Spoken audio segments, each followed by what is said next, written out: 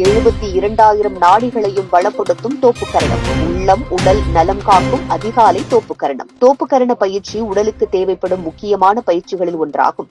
பொதுவாக பாடசாலைகளில் மாணவர்களின் மூளை செயல்திறன் விரைவாக இருக்க இந்த பயிற்சியை ஆசிரியர்கள் பரிந்துரைப்பார்கள். இது காது நுனிகளில் தொடுதல் மூலமான பயிற்சிகளால் மூளை நினைவு செல்களின் வளர்ச்சி தூண்டப்பட்டு நினைவாற்றல் சக்தி, ஞாபக சக்தி அதிகரிக்கிறது. இந்த காரணத்தினால்தான் இதை மாணவர்களுக்கு கொடுக்கப்படுகின்றது. இதை தொடர்ச்சியாக செய்ய செய்ய மூளை சுறுசுறுப்படைகிறது. மாணவர்கள் கல்வியில் எப்போதும் சிறந்து விளங்க தோப்புக்கரணம் நன்மை தரும். பெரியவர்கள் இதை செய்வதால் உடலுக்கு என்னென்ன மாற்றம் உண்டாகும்? தோப்புக்கரணம் போடும்போது நம்முடைய தோள்பட்டை அகலத்துக்கு கால் பிரித்து வைத்து நிற்க வேண்டும். பின்னர் இடது கையை மடக்கி இடது கையின் பெருவிரலால் வலது காது மடலின் நுனியை பிடித்துக் கொள்ள வேண்டும். அப்போது கட்டை விரல் காதின் முன்புறமும் ஆள்காட்டு விரல் காதின் பின்புறமும் இருக்க வேண்டும்.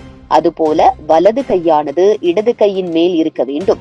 2 கால்களையும் மடக்கி முதுகை வளைக்காமல் நேராக உட்காரும் நிலையே தோப்புக்கரணம் எனப்படுகிறது.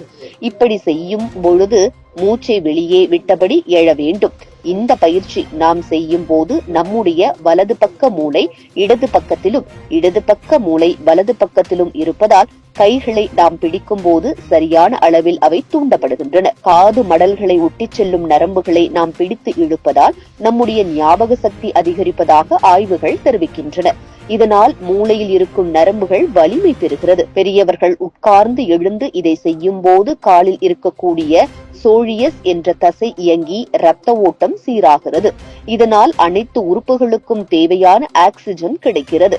காதுகளில்தான் இதயம், சிறுநீரகம், மூளை, வயிறு, கண்கள், கீழ் மேல்தாடை, ஈரல், காது நரம்பு என அத்தனை உறுப்புகளின் தொடர்பு புள்ளிகளும் உள்ளதால் தான் மொத்த உடல் உறுப்புகளும் பலம் பெறுகின்றன.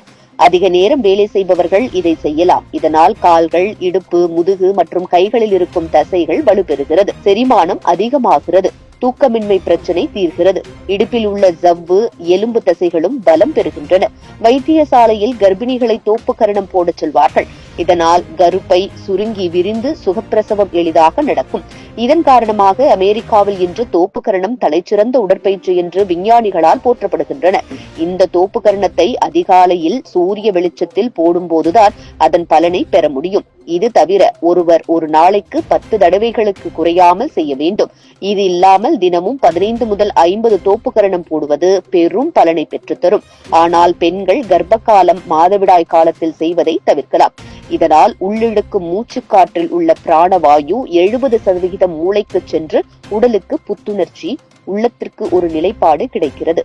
நம் நரம்பு மண்டலம் தூண்டப்பட்டு ஆரோக்கியம் அடைகிறோம். குழந்தைகளுக்கு மூளை செயல்பாடுகள் அதிகரித்து கல்வி, கேள்வி, அறிவு செல்வம் பெருகுகிறது.